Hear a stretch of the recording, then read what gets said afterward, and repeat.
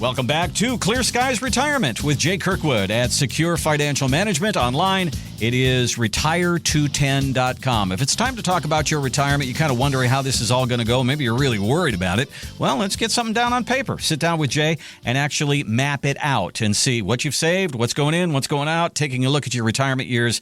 That's an important thing to do. So, Jay, one of the things about if people come in and they actually have a meeting with you, you'll give them a copy of your book, which is Wall Street's Game, which is kind of a look into what people are kind of up against when it comes to planning for retirement, because sometimes it can be overwhelming, can't it? Yeah. Okay. So what inspired me to write Wall Street's Game was just being in the industry for so long, for decades. You know, you get to see behind the curtain.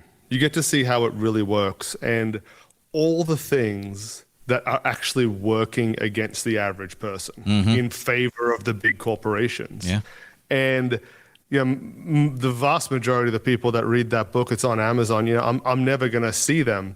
But if I can help them kind of, you know, avoid these common pitfalls and protect themselves, that was the whole purpose of it. And you're right. Anybody from our show who sets an appointment and comes in, we give them a copy in the office. Love to have you see that. Check it out online as well, retire210.com. You'll see it right there. All right, so on the show today, we're going to take a look at markets. We're going to take a look at how often does the market really dip? And I mean dip seriously. And is that what you're afraid of right now? But we're going to learn a retirement lesson today as we start from Oprah Winfrey. How about that? There's a lady who's got some money. And you when you think about really, really rich people, I mean billionaires, do you think that they sit down and write out their checks every month? Do they have their finger on the pulse, or do they have a whole bunch of CFPs and CPAs and all these different people working for them? Apparently, Oprah Winfrey is not one of those people. She is involved very much in her finances. My thing is sign every check. I still do. And also show up for all the financial meetings, whether you know what they're talking about or not. Yeah. I still see all the invoices. It makes me ill. Have found mistakes. But I think if you don't, then you're just sort of floating and you don't have any idea of how things operate, how things really run, what things really cost, what it costs to be you. Because there's a price to be you. And nobody else knows what that is. And the person who really should know is the person who's in charge. That's pretty impressive. I don't know if I believe all of that. Do you find people have their finger on their finances like Oprah does? Sometimes they don't, do they? It's hard to... I mean, everything she's saying is right. Yeah. She's absolutely spot on. You know what it reminds me of? I'm going to go off a tangent here for just a second. You know what that reminds me of? Remember the Lethal Weapon movies? Yes, love them. Right? So there was one of them, I think it was 3. I can't remember which one. I think it was Lethal Weapon 3. But it's the one where Joe Pesci's in it, and he is in witness protection. Yeah. Do you remember that one? Oh, yeah. Right? Yeah. And so he's in witness protection. I'm probably going to get some of the details wrong, but this was the concept. He was in witness protection because he was laundering money for the cartels or the drug dealers or something, right? So he's in witness protection, and Riggs and Murtaugh go there to, find him, and, I guess they're protecting him or whatever. And they're like, what are you in for? He's like, well, I'm laundering money and, hundreds of millions, and I just skimmed 10,000 off the top, right? Like, who's going to know? And Riggs and Murtaugh are like, drug dealers will know. And he's like, yeah, that's right. That sounds like Oprah knows if there's $10,000 missing. She knows if somebody's skimming, Well, she knows if someone's skimming. Yeah. Right. All right. So she said something in there that I want to build on, and that's this: the cost of being you. That's what I was going to focus on. Yep. That's perfect. Yep. You know the cost of being you. Jay doesn't know the cost of being you until you sit down with him. And Jay, when people start to unwind that, what is the cost of being me? I found that to be a little eye-opening, how much money is going out that I didn't know. Is that common? That's right. It is. Like most people we get to meet with have done a good job of saving for retirement. So I know we talk about some of the catastrophes and the disasters on here, but those are rare, right? Most people who come into our office and sit down, they've done at least a half decent job of getting to retirement. But this is the way that they've gotten there, is they've been working 30 or 40 years, and they've been paying off debt, and they've been funding their 401k or whatever other retirement plans that they have, and they've been socking away money. And now the markets have been doing well, relatively speaking, over the last decades, and it's growing, and they get there, but they kind of got there by accident. It's not that they weren't trying. It wasn't that they didn't sacrifice to save and, they didn't buy that new car. They didn't go on that vacation one year and they were paying off debt. It's not that they weren't sacrificing to get there, but there wasn't a plan, right? They just kind of like socked money away, and here we come to retirement, and now we've got a couple that are, 57, 60 years old, and they've got a couple $1 million, and they've got good incomes. So it's a sort of, you and I are probably guilty of this as well, Randy. It's, if you want something, just like, just go out and get it. Yeah, I know. Right, yeah. It's, I mean, we're not talking about a Ferrari, right? But right. Hey, like there's some, I need a new power tool from Lowe's. Well, whatever, just go and get it, right? There isn't really a need. We're blessed, we're fortunate that there's not a need to be counting every single cent. When we go from work life to retirement, we probably need to dig a bit deeper, right? Things are changing, right? Those comfortable salaries that we had are going away, and now we've got to work on recreating those with whatever we've got to work with, whatever our 401ks are, our pensions, our annuities, whatever it might be. And so it is often eye-opening, and people will come in and we'll have the conversation of, hey, how much do you need? I'll steal Oprah's thing, to be you, to live you in retirement, right? How much do we need to do that? And without knowing that number, the rest of the planning is a bit useless because we don't know if we're hitting that or we're high or we're low or whatever it is. And that's really going to determine everything. Looping other conversations we've had into this, that's also why all these numbers of 1.2, 3 million, 5 million, whatever the number is you need for retirement are all nonsense. Because which person is that related to, right? Is it Oprah? Oprah needs probably billions to retire, right? Like she has. Yeah. You and I aren't living that lifestyle, I'm afraid. Right. She's got 2 Gulf Streams, I think it is. She's at least got one, right? She's at least got one, and it's a nice new one too. She might even have a second, right? But like, that's not us, right? So those numbers with her are completely irrelevant to us because that's not us in retirement, right? And then it's getting down to the nitty gritty. And I can already tell you, if any of our listeners that are thinking about going through this process for themselves, like how much are we spending, what do we spend on vacations? What are we spending on discretionary? What are we spending on? I can tell you where the eye opener is going to be. Which line item the eye opener is going to be. All right. Do you want to have a guess? I'm thinking going out to eat. Is that it? Is that it? You got it. Oh, you got it. Man. Yeah. It's going to, look, you like to go out to eat. Like I'm not knocking you. Like I like it too. I do as well. Yep. But when you live those lives and it's just, well, whatever, we'll go out for dinner. No big deal. You look back, what I always say, this is the way I do it. I don't know how you do it. I put everything on my credit card and then just pay it off at the end of the month, right? Just for convenience. And a lot of people end up doing that, right? I was like, hey, look, when the statement closes, go and pull the last statement. Don't change anything. Just go and pull the last statement, add up your eating out. You're going to be well over $1,000, well over $1,000. And it's not that that's bad or good. It's just, if you talk to a person without looking at numbers and like, how much are you spending on eating out? Maybe $150 a month. That's one meal. Now that's one meal, right? True. And it's not that that's wrong. If that's the lifestyle you have, that's cool. We just need to be able to account for it and make sure it's in our retirement that is built around you. There's a cost of being you while you're working. There's a cost of being you in retirement. Does it have to be the same person? I don't know. You have to figure that part out. It's a different person, right? It's a whole different person in retirement. I don't know. Yeah. Let's figure that out together. Who are you in retirement? How much does it cost to be you in retirement? Let's figure that out. 210-985-6200 is the number. 210-985-6200, or go to retire210.com. Retire210.com for Jay, and set up a meeting. It's a no cost, no obligation meeting to sit down, talk about your retirement, and just kind of say, okay, this is working well. This might not be working so well. There's a gap here, maybe a tax problem here. Let's get it all out on the table, because the one thing you don't want is you're 72, 73 years old and go, I didn't think this was going to happen, and I didn't see this coming. Let's get that taken care of. 210-985-6200. All right, market kind of volatile, It's bouncing all over the place, and there's a lot of people that are pretty nervous about this. So let me try to put some things in perspective here. You hear the word correction. That means the market goes down 10% and stays there for a little while. We're going to see that happen about once a year, maybe once every 14 months. So in a 20-year retirement, 25-year retirement, that's going to happen to you like 20 times. So that's not that unusual.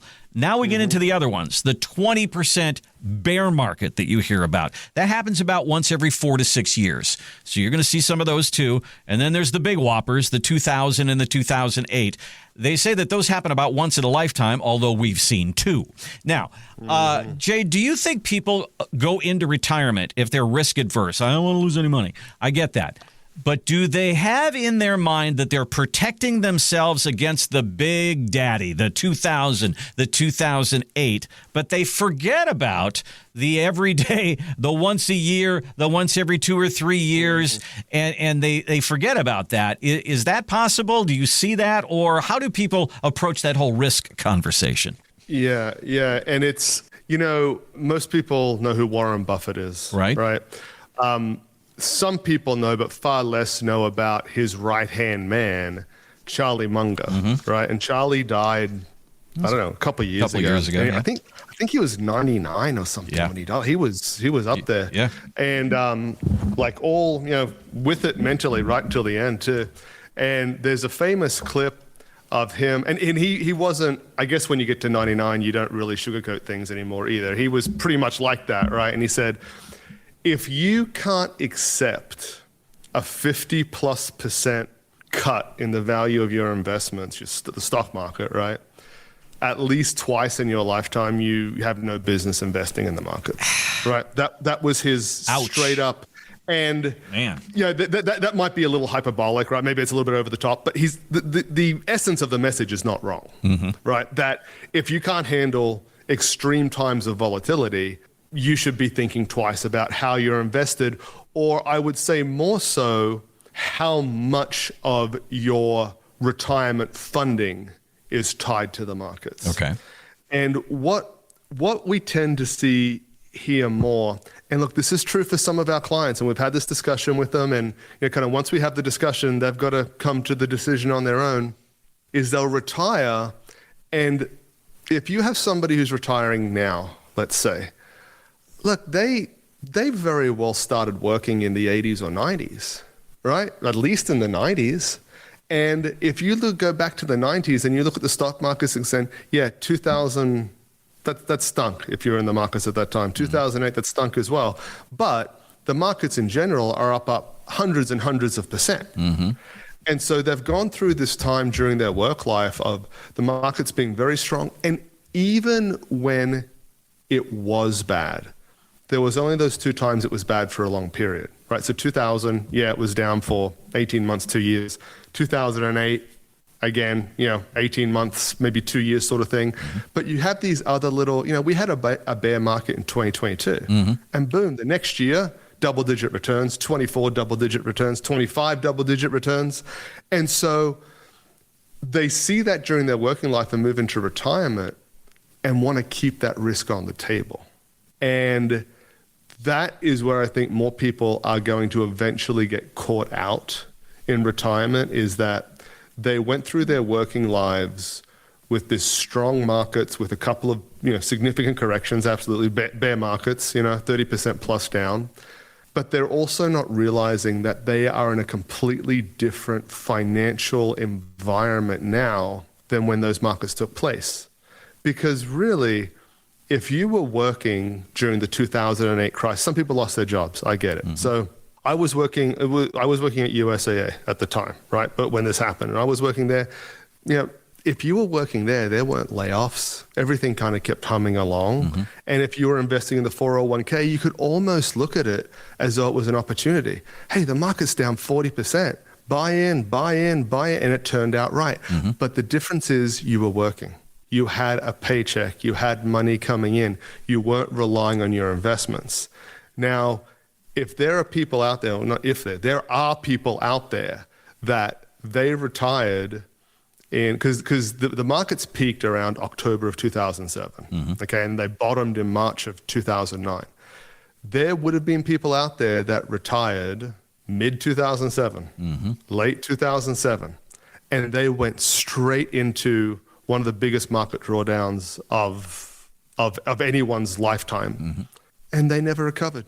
Yeah. They just never recovered. Yes, unfortunate timing, all that's true, but they kept the same concept as when I was working. Oh, it's fine. Just keep contributing. You're doing everything different now, Yep. right? You're not contributing. You're actually drawing down on it. You don't have as much time as you used to. It doesn't mean you don't invest at all. It doesn't mean you don't have risk at all, but you can't be all in. You really can't. You're listening to Clear Skies Retirement with Jay Kirkwood at Secure Financial Management. That might be something that you are wondering about right now. You've lost $5,000, $10,000, $20,000, or the market has been kind of wonky and back and forth, and you go, I'm so close to retirement, I can't afford this. Well, maybe that's a signal to you. There's a flare right there that says, you know what? Maybe it's time to revisit how much money you have up and down in that market. Maybe we need to back off that a little bit. That's part of the retirement planning process. Let's sit down and talk through that. It's 210-985-6200. That's Jay's number, and get you a date on a calendar. It's a no-cost, no-obligation meeting to sit down and talk through your retirement, your questions, your concerns. This is a really good time. We're getting a little bit of a litmus test on you right now. How do you feel about wonky markets? Yeah, this is probably a good time to have that conversation. If you come into the office, you'll also get a free copy of Jay's book, Wall Street's Game. So give us a call, give us a look, get a date on a calendar. Retire210.com is the website, or 210-985-6200. All right, so let's get this woman happy here who's angry at me. All right, so when you go into retirement, a lot of times people are going to go in, they're going to have 2 Social Security checks and 2 401ks and maybe 2 pensions. But if you're going in single, that all goes away. There are roughly 11 million single women aged 65 and older in the United States. Many of them are widowed or divorced. They don't have family. They're doing this on their own, and this money has to sustain them. And I'm looking here at AARP. It says 36% of adults 50 and older are now divorced. So that's got to be a part of your practice. When you sit down and you're planning for one person, and that's a different kind of a plan because there's different taxations, there's different income needs, there's only one Social Security check. This is a more of a challenging kind of a plan, isn't it, Jay? Yeah, in some ways, yes, in some ways, no. So even when we're doing planning for a couple, there'll be an element of that is planning for an individual, because that's going to be the reality of the plan at some point, right? So even, all things being equal, typically, unfortunately for us, Randy, the guy goes first, usually, right? So, we might be needing to fund a surviving spouse for who knows how long, right? So it's not that planning doesn't get done. It just gets done in a bit of a different way. And a side note on that might be interesting to our writer, I guess we'll call her. Being married does not always mean your financial situation is going to be better. Believe me. All right. We have plenty of times where people come in and, I just, before I left the office to come to the studio to chat with you, I had a client in, and it was just her. And I said, I won't say his name. I just said, hey, where's your husband? And she's just like, it's best if I deal with this by myself. And we were going through everything, and basically she was just like, everything's on my shoulders, and it has been all the time, right? So whoever our writer was, just be aware, it's not always better on the other side, right? Okay, gotcha. But it's a concern. A lot of our clients are single ladies, right? So it's like, we do this sort of planning all the time. And I think in their mind, it's a bigger deal than it actually is in reality, frankly. Because what she's mentioning is almost always the headline concern that comes in from a single person is, hey, my situation is different. Typically it's women. I don't have a husband to count on for whatever, right? Social Security, for 401ks. And I'll share with them exactly what I shared with you is like, hey, it's not always the case that that's better. And again, what it comes back to is, what are the resources we have to work with? What do you have? What's your Social Security benefit? What's your pension if you have one? What's your 401k? Can we make what, we talked about Oprah a little while ago in one of our shows about what's the cost of being you in retirement? And what is the cost of you as an individual being in retirement, right? And can we fund that with what you have? If we can, great. Now, are there other areas that we will dig into a little bit more in depth, like long-term care? Yeah, like we're going to look at that a little bit more because no, we don't have a spouse that can rely on with long-term care. It doesn't mean that your finances are a mess. It doesn't mean you have to work until you die.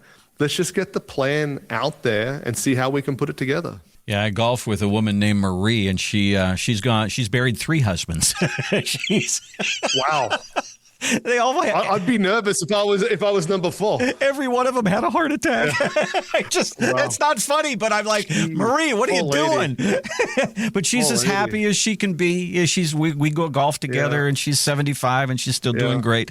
But on the other, sometimes there's life insurance, and that can certainly help. But at the same time, there's some planning aspects of going it alone that need to be taken care of, and to sit down with somebody who's on your side, and also to sit down with somebody who can be a resource to you when you have financial questions. That's always good as well. Give Jay a call. Let's go through it and sit down and plan out your retirement and see what's coming in, what's going out, what you're worried about. If it's a stock market thing, if it's a tax thing, if it's a healthcare thing, let's get it all out on the table and come up with the solutions for each one of your concerns. Here's the number. Here's the website, retire210.com. Retire210.com or 210-985-6200. It's a no-cost, no-obligation look at your retirement. And if you come into the office, we'll get you a copy of Jay's book called Wall Street's Game as a special thank you for coming on in. And remember to have this podcast delivered straight to your favorite podcast platform by hitting like, follow, or the subscribe button. Thanks again for listening to Clear Skies Retirement, and we'll see you next time. Investment advisory services offered through investment advisory representatives at Secure Financial Management, a registered investment advisor. Exposure to ideas and financial vehicles discussed are not designed nor intended to be applicable to any person's individual circumstances. It should not be considered as investment advice, nor does it constitute a recommendation that anyone engage in or refrain from a particular course of action. Past performance is not a guarantee of future results. Investments can fluctuate, and when redeemed may be worth more or less than when originally invested. Financial professionals are not licensed in all 50 states. To find out if Secure Financial Management is licensed in your state, please contact their office. Secure Financial Management is not affiliated with nor endorsed by the Social Security Administration or any other government agency. Annuity guarantees rely solely on the financial strength and claims-paying ability of the issuing insurance company. By contacting us, you may be provided with information about insurance and annuity products offered through Wholesalers Insurance. Jamin J. Kirkwood, Texas Insurance License number 1421850.